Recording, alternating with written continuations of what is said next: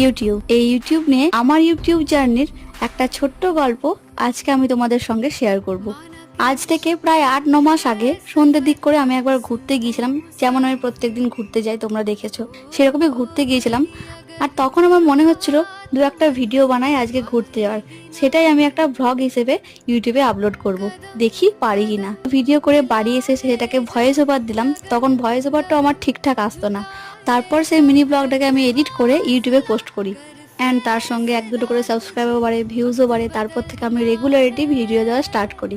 So finally আজকে আমার 1K complete হয়েছে। আমি কোনোদিনও ভাবিনি আমার 1K কমপ্লিট হবে, সবই তোমাদের জন্য। তোমাদেরকে অসংখ্য ধন্যবাদ আমার পাশে থাকার জন্য।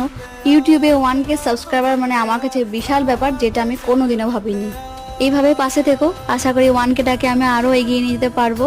আজকের ইউটিউব জার্নিটা এইটুকুই। দেখা হচ্ছে আবার অন্য কোনো মিনি ব্লগে। ততক্ষণের জন্য সকলে ভালো থেকো, টাটা।